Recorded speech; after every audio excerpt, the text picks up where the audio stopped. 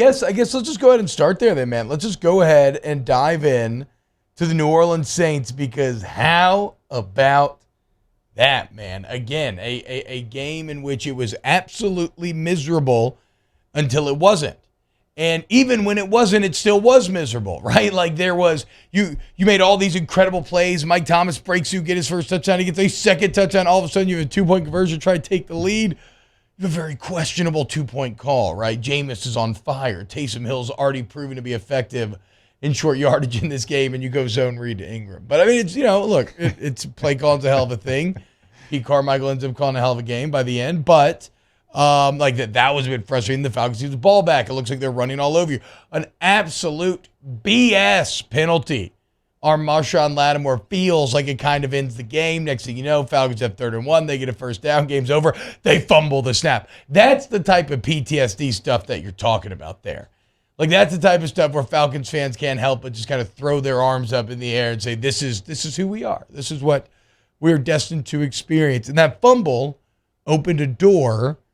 Then that team, the Saints, had to go step through. And think about this, dude, that last drive, if you're Jameis Winston, 80 yards to go, 48 seconds, no timeouts, in Atlanta. That's the sort of drive that makes or breaks your legacy, right? Like that's the sort of drive that, especially here, where it's almost like, it's not first impressions with Jameis, but it kind of is, right? Because even last year, no weapons, everything we talk about, the first great look at Jameis, and he sat there, Jake, and he stared down, and it was not perfect. I mean, a beautiful throw and catch to Landry to start it off. We can get into the running clock spike thing. I thought that was a bit odd in terms of, I don't think it was really clear that the clock had stopped necessarily. So it wasn't perfect by any means, but he did enough. And then he sets up Will Lutz to hit that game winner. That's how you get everybody to believe in you. That's how you become the face of a franchise. And think about it, Jake. Between Mike Thomas, Jameis Winston, Will Lutz, all players who were on the team but unavailable last year. All the 3 players that combined to win you this game when it mattered most. And you know who the 4th was? Another new face, Jarvis Landry. Doing what Jarvis Landry has done for years now. 7 catches, 117. No tuds, because that's okay. My man's doing the dirty work, okay? He's setting everybody else up for success. That catch at the end, the leaping grab, it felt like those Arkansas catches back. It felt like catches we've seen so many times before when you've gotten to cheer for Jarvis Landry. And in the end, despite some scaries, you win the game. So to me, it was such a clear commentary, Jake, about how different this team can be when you look at every face that made the plays in the end was not available last year. That's a great point. And when you look at Jarvis, I mean, Jarvis only had 100 yards one time last year, one time the year before in purgatory there in Cleveland. Yep. He comes back. I mean, he looks like he's got some more juice to him. And we talked about him and what he's going to be able to do in the middle of the football field, because he was going to have to do it because your tight end situation and what it was. Yeah. And everything played out like you wanted it to for all the new faces that you're talking about, T. And it was good to see Jameis start to trust his receivers, too, because that's what it felt like. Bless you. That's what it felt like. Oh, there's 3. Yep. That was the last one. All right, go ahead. Sorry. That's what it felt like early in the game. Just, and I won't say he wasn't trusting, but he was trying to be perfect. He was holding on. It looked like he was trying to make the big play every single time he had it. And then he started to trust his guys. Like that touchdown back shoulder throw to Michael Thomas, that's not open. No. That's against a really good corner. That's against like a corner that made the Pro Bowl last year. What do? You trust your guy.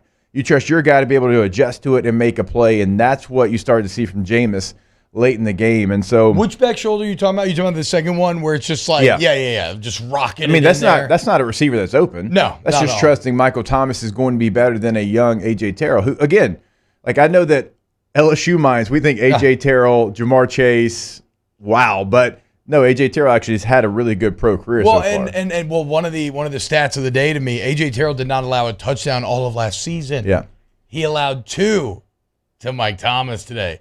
You want to re-announce yourself? I got goosebumps. That's how you do it, Mikey T. Also, that first one was such a great catch by Thomas as well. That thing was rocketed in, odd angle. His body's falling away, and he just reached up and snatched that thing down. But to your point, Jake, That's the trust right there. Trust him, trust Landry to go up and make that play, and it paid off. Because that's your strong position, right? You have these receivers. You have Michael Thomas coming back. Yep. You have Jarvis that you signed, who's been an All-Pro so many times. You have all of these weapons that you just didn't have a year ago.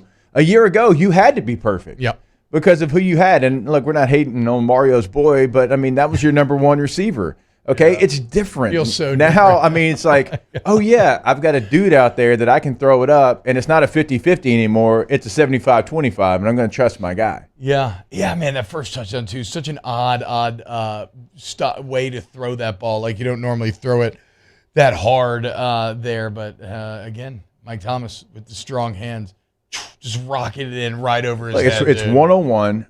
My guy has been an offensive player of the year, and I'm going to trust him. Nice see Olave, too, on the two-point conversion. He had a solid day. I know it's kind of lost in the mix, but, like, Olave had a solid day by the end. And so, yes, the increase in weaponry, which was the single biggest difference on this team. And like we said, probably it's hard to, like, find context for this, but, Jake, probably one of the biggest upgrades, really, in NFL history when you're talking about a position group from one year to the next. And it looked like it wasn't working until it did. And a lot of times talent breaks through in the end, and that's exactly what you saw. As, like Jamie said in postgame, when they were allowed to play a bit more, when, like you said, he stopped trying to be perfect, he's trusting receivers more, going out there, because you have to take the governor off. You just had to go out and start slinging it. And he said, he was like, and that wasn't any game plan stuff. That was just us, like, going out there and kind of just, okay, we got to play.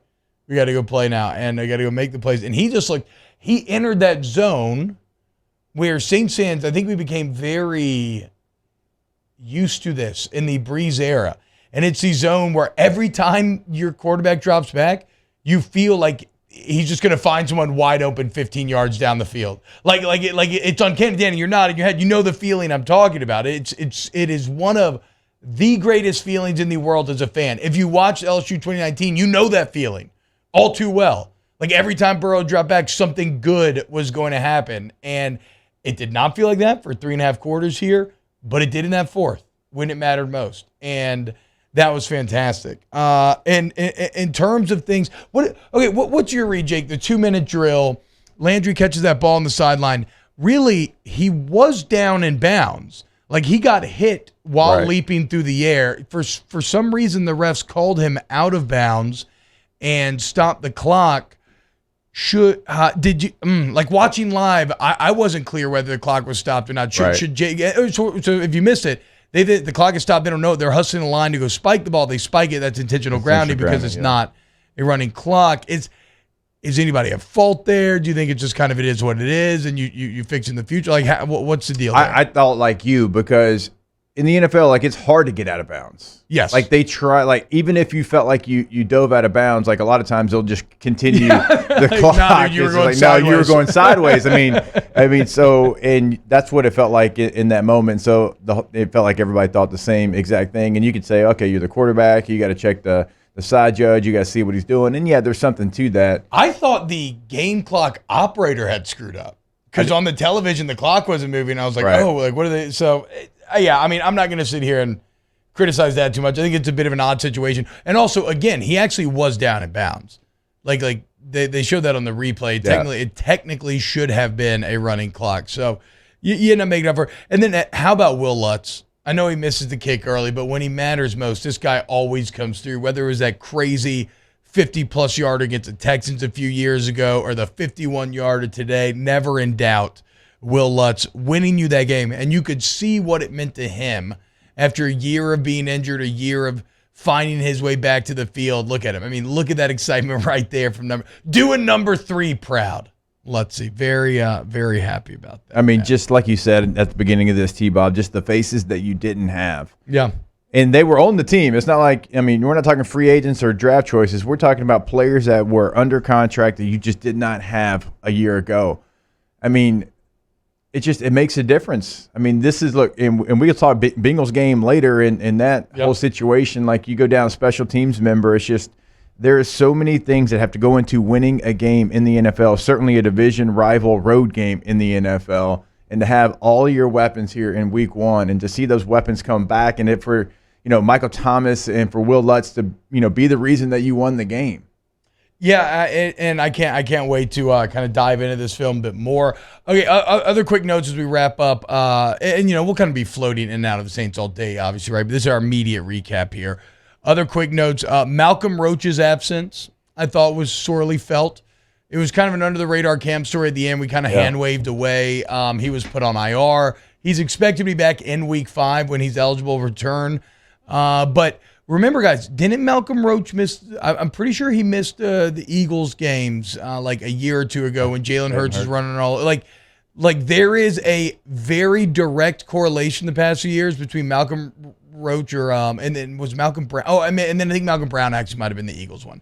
But either way, your run defense led a bit to be desired in this Atlanta game. That needs to be worked on. Offensive line was a mess for a lot of the day, and James was holding on to the ball, but that certainly needs to be worked on. I mean, like Dennis Allen said after the game, man, there's a ton to clean up. He told them, have thick skin coming in tomorrow. And there's nothing, well, I was going to say there's nothing worse knowing you're going to go in for a rough film session, except if you win, it's a little bit better. When you lose and you play like you did for the majority of the game on Sunday, that's when it's actually worse. But a lot to clean up. But in the end, you did exactly what you needed to, and you find a way, again, like Jake said, to win a rivalry game on the road that you had no business winning after 3.5 quarters. No.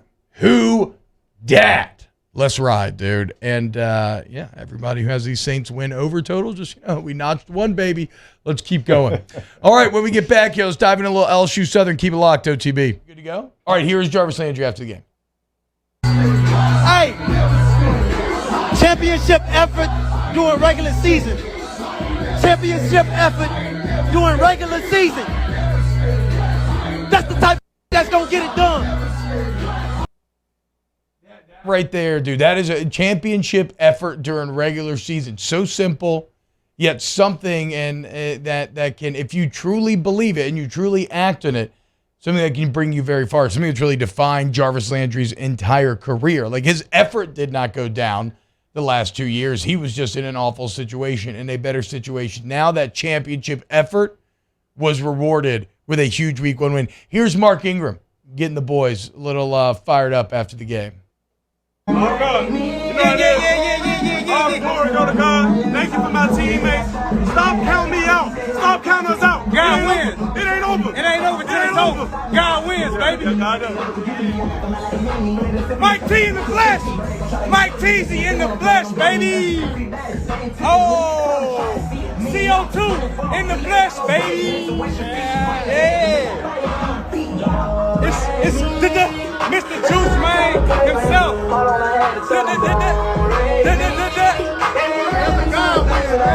Hey, I told y'all God wins every time. Oh, God. Okay, so that video right there, I know that doesn't mean like much. It's guys are super happy in the locker room, but to me, that's what Mark Ingram actually means to this team. It's not really the 2-point conversion. Like, yeah, Ingram can give you some stuff on the field, but he seems like, and he was a few years ago, and it seems like he's trying to get back in that. He's the glue guy. He keeps the boys together. He keeps everybody up. And if you've ever been a part of a locker room with one of those guys, it can have a massive impact. I always think about back in college, Jake. Maruch used to always tell the story. Remember that one of the random Yankees teams that won the Super Bowl World Series? I got football in the mind with A-Rod. I think it was, I don't know, around like 08 or 09, something like that, 2010 maybe. But Marucci had a lot of connects in that locker room, obviously. Right. And everybody talks about what actually did it was Nick Swisher coming in. And it's not that Swisher was the best player, but he was the glue guy. He was a kind of funny guy. He kind of kept everybody chill. He kind of changed the entire outlook of the locker room, which was so tense and like serious all the time, and ended up paying huge dividends. And it was a key part of winning a championship. So you need those guys. Like, that's what Mark Ingram actually means to this team to me. Yeah, he can give you something in the locker room every single day. He can give you something on the sidelines every single game, and he can also give you something on the field. Now, is it what he's been able to give you in the past? Probably not, but he can give you enough on the field to justify him having that roster spot. And so you need guys like that, and you could tell, like, and he's been there before, obviously left and came back, but you can tell like what he means to that locker room. And every NFL team kind of needs a couple of those guys. Yes. Now, he's got to be able to continue to try to help you on the field. Like, that's the major part. Like, when he's called upon, he's got to be able to go out there and deliver. Now, the 2-point play, I'm not giving that on him. I No, mean, that's just not a great play call. So, no, he knows exactly what his role is. And he's been that guy when he went to Baltimore. He was that guy. Remember? Yeah. I mean, he takes up for all of his Baltimore teammates. Big trust. Yeah. Trust levels. So, no, he's good. He's good to have that guy in the locker room. And like somebody mentioned in the chat, him being a social butterfly. Yeah, and you could see it right there, right? Going guy to guy, giving everybody a little love. Welcome CO2 into the building. Olave there. God, and dude, everything Demario Davis just does is so cool. He's just sitting there putting up his dress, the kind of quiet, intimidating leader who just kind of speaks with his presence. And he does speak with his words as well, but like Demario Davis is just the coolest. Dude, he looks like the Predator on the field. Like whenever I see him, like he looks like Predator. He's such a badass dude.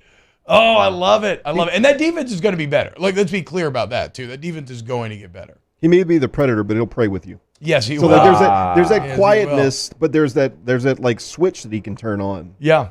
Yeah, he's the ultimate like off the field. Like my old man used to always hammer this home, right?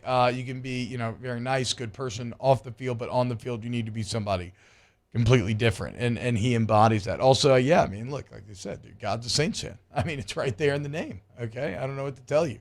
He obviously doesn't like the Falcons. I mean, that is painfully clear. Speaking of the Falcons, this is maybe my favorite video of the weekend. Do you have this Rise Up Falcon video ready to roll? Let me know when you do, Danny. We can fill a little time here. Okay, go ahead and play it. Did you see this, Jake? The fan talking to Anthony Mackie? Watch this. If you're a celebrity, we're on the Avengers, you ain't welcome. Rise up, baby. Right, Anthony Mackie, show your face if you're going to rep the Saints in Atlanta.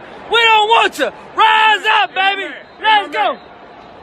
Rise up. You're disappointing your father. He raised you to be better than this. Oh. Be a better man. Hey. Be the best man that you can be. Rise up, baby. Be a better man. Rise up. You're disrespecting your father. But rise up. Your father's sad. You disrespecting Atlanta. When you're in the A. You represent the A. Sir, I'm sorry that your sperm turned out to be He's sorry he's an Aints fan. Rise up, baby. We don't want you. You ain't welcome. Rise up. Oh, my God, dude. Oh, my God. That video had me dying all I hadn't watched that. There's so many good elements so there. Good. First off, a bit ironic. Anthony Mackie is the Falcon. I never really put that together before. Huh. How about that? And then Anthony Mackie tries to do the technique where he's like, okay, I'm going to shame this dude, right? I'm going to really try and shame him. But he missed one key problem with that. He was talking to someone who has no shame. And that's how do you kill that which has no life? He came back at the end, though, with the sperm comment. He came back. Oh, no, Mackie did fine, but I don't think he won that exchange, dude. Rise up! What? I don't care. Rise! Is this what Moscona did to almost get beat up by Anthony Mackie a couple years ago? It actually, yes, it did feel all very similar. Like, yeah, I guess I've seen this like firsthand kind of before. Bro, that had me absolutely dying. And I gotta say, like, he said the guy's disrespecting his father. I'm gonna go on a limb here and say that if his dad saw this video, he's probably pretty proud. I don't think that guy got raised to wearing that Falcons hat and mask on the side of his head by accident. I see what you're saying. Like, if he sends this to Joey, Joey's gonna call me like, "Hey, what are you doing, son?" Yeah, but I don't know about this fella. Yeah, I don't that's think a tradition passed down. Yes, exactly. Yeah, Thank you. That is a learned behavior. Oh man, this guy, hell yeah, I love this guy. Actually, I feel badly for him. My favorite tweet yesterday was a little twofer from a Falcons account that was like, "What a great day to be alive. Falcons play football day." And then 6 hours later, the next tweet was like, "I'm never watching football again. That was the most painful loss I've ever experienced in my life." So it looks like Mackie may get the last laugh in the end. I mean, for the Falcons to lose week 1 like that, but for it to be to the Saints, like, you just know how much that just pains them. Rise up! Oh yeah, here's the tweets. The first one, the Atlanta Falcons play football day! ! So sincere, so innocent, so beautiful. 6 hours later, I may never watch football again. That was the worst loss in football history. It was worse than the 28-3 Super Bowl. 28-3 doesn't even compare to this loss. We had the game won. The game was over. How do we lose? How did this even happen? It comes from ATL Sports, Steve. I'm sorry.